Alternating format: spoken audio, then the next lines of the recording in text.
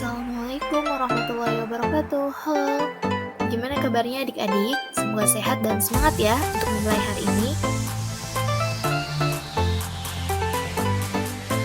Perhatikan dan simak videonya. Video kali ini tentang jenis karya seni rupa. Karya seni rupa yang sering dijumpai di dalam kehidupan sehari-hari sangat beragam. Bagian ini berupaya menjelaskan karya seni rupa yang beragam tersebut dengan mengklasifikasikannya berdasarkan wujud, fungsi, teknik, dan sikap batin penciptanya. Jenis karya seni rupa menurut wujudnya, ada karya seni rupa 2 dimensi, ada karya seni rupa 3 dimensi. Karya seni rupa 2 dimensi atau bisa disebut dengan dui mata, yaitu karya seni rupa yang hanya dapat dinikmati dari satu arah, yaitu dari arah depan karena yang memiliki dimensi panjang dan lebar. Karya seni rupa yang termasuk golongan ini misalnya lukisan, gambar, foto, dan kain batik. Ini ya, contoh karya 2 dimensi, ada lukisan pemandangan, gambar ilustrasi, foto, kain batik. Karya seni rupa 3 dimensi atau disebut dengan trimarta, yaitu karya seni rupa yang memiliki dimensi panjang, lebar, dan tinggi, atau dengan kata lain memiliki kedalaman volume di samping panjang dan lebar, sehingga wujudnya dapat dinikmati dari berbagai arah. Karya seni rupa yang termasuk golongan ini seperti patung, boneka, topeng, dan lain-lain. Ini salah satu contoh karya 3 dimensi, ada patung, boneka, topeng. Jenis karya seni rupa menurut fungsinya. Ada karya seni rupa murni, ada karya seni rupa terapan.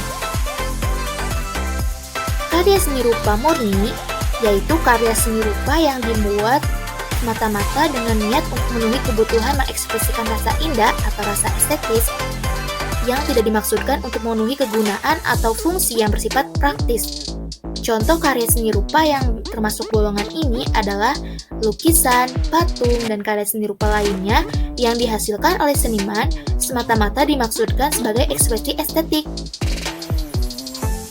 Sedangkan karya seni rupa terapan yaitu karya seni rupa yang dibuat dengan maksud untuk memenuhi fungsi atau kegunaan tertentu yang bersifat praktis. Karya seni rupa yang termasuk dalam golongan ini pada umumnya berupa karya desain atau karya seni kriya. Ini adalah contoh karya seni rupa terapan, yaitu pose dari desain, ada dari seni kriya yaitu keranjang baju dan tas. Jenis karya seni rupa menurut teknik pembuatannya, karya seni rupa dapat dibedakan menjadi seni rupa yang dibuat dengan memberi goresan atau sapuan warna, mencetak, mengukir, menganyam atau tenun, menyulam, menempel, membentuk, merangkai, menyimpul, dan membatik. Nah, jenis karya seni rupa menurut teknik pembuatannya yang akan kita bahas di video pembelajaran kali ini yaitu memberi goresan atau sapuan warna. Karya seni rupa yang dibuat dengan teknis goresan atau sapuan warna, karya ini biasanya berupa gambar dan lukisan.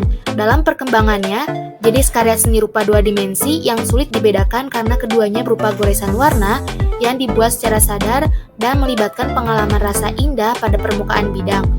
Ditinjau dari aspek teknis, gambar ini biasanya didominasi oleh goresan linier, seperti yang dihasilkan oleh pensil, pena, atau marker, sedangkan lukisan ditandai dengan pengecatan yang menggunakan alat semacam kuas dan cat.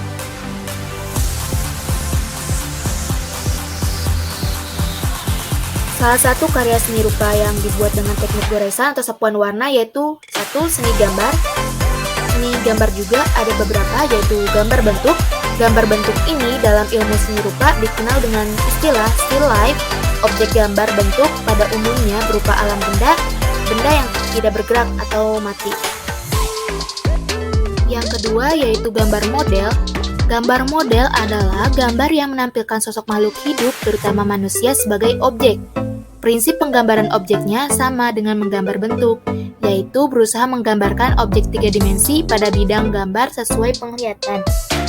Perbedaan gambar bentuk dan gambar model adalah kalau gambar bentuk, objeknya benda mati, Sedangkan gambar model objeknya makhluk hidup.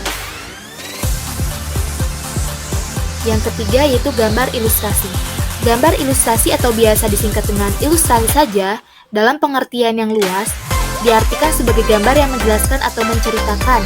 Berdasarkan makna luas, ilustrasi, karya ilustrasi dapat digolongkan atas beberapa jenis. Di antaranya ilustrasi karya iptek, ada ilustrasi ceriteria, ada ilustrasi editorial, ada ilustrasi kolom, ada ilustrasi kartun, dan ilustrasi lainnya.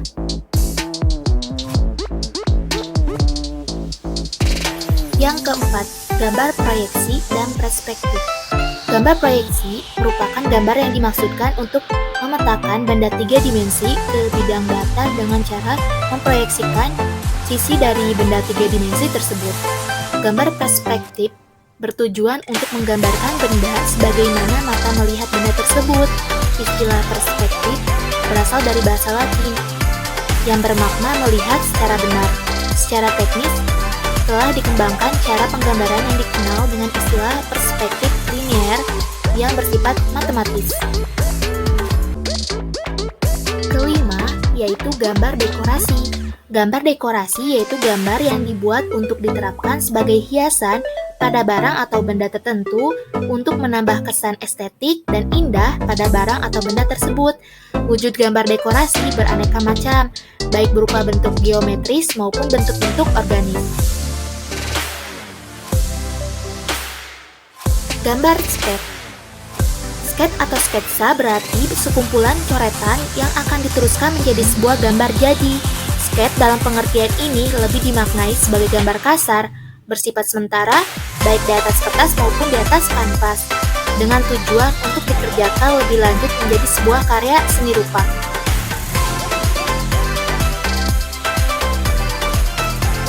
Selanjutnya adalah seni lukis.